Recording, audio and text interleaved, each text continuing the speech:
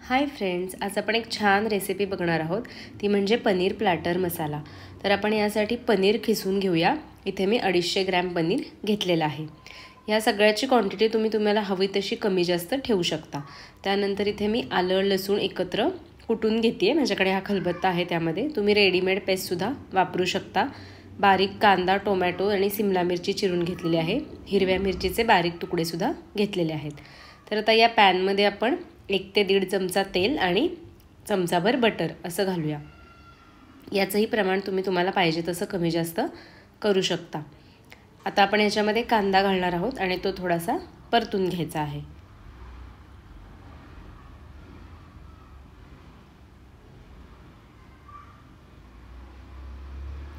जर घरात कुठली भाजी अवेलेबल नसेल किंवा अगदी रोजची भाजी खायचा तुम्हाला खूप कंटाळा आला असेल, तर तुम्ही ही डिश नक्की ट्राय करू शकता। खूप मस्त लागते।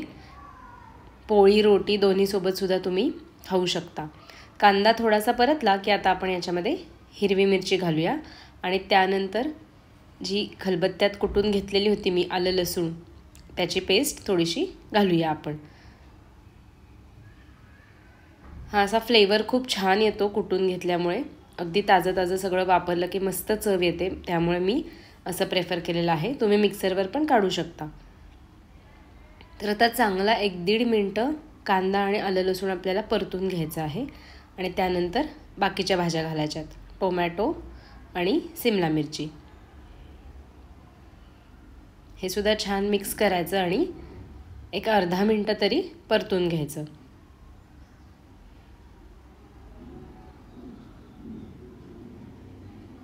सगळ्या भाज्या छान मिक्स झाल्या की आपण याच्यामध्ये मसाले घालणार आहोत। हळद, हिंग आणि लाल तिखट। त्यानंतर आपण घालणार आहोत हे साधारण सगळं 1 ते 1.5 चमचा मी घातलेला आहे लाल तिखट, हळद अर्धा चमचा आणि हिंग पाव चमचा आणि त्यानंतर चवीप्रमाणे मीठ घालायचं 1 ते 1.5 चमचा। आता घालायचं आहे आपण जिरे पावडर किंवा चाट मसाला पण तुम्ही इथे वापरू शकता आणि पावभाजी मसाला मी इथे वापरलेला आहे। ह्याने एक मस्त फ्लेवर येतो आणि टेक्स्चर पण खूप छान येतं। सगळे मसाले घातल्यानंतर मिक्स करून घ्यायचं आणि खिसलेलं सगळं पनीर याच्यामध्ये घालायचं। पनीर घातल्यानंतर आपण अंदाज घेत हळूहळू असं थोडंसं पाणी घालायचं आहे। साधारण अर्धा ग्लास पाणी मी इथे वापरणार आहे।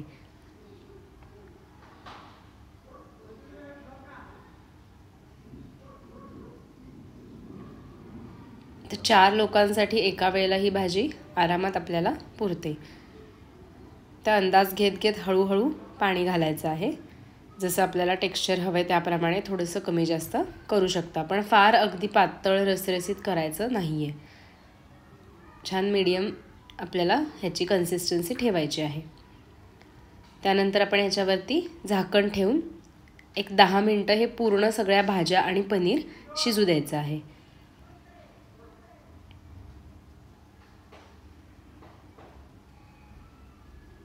येस, सो आता आपली ही डिश तयार झालेली आहे आणि याला सर्व करण्यासाठी वरून तुम्ही कोथिंबीर पण घालू शकता, पण मी इथे चीज खिसते आहे।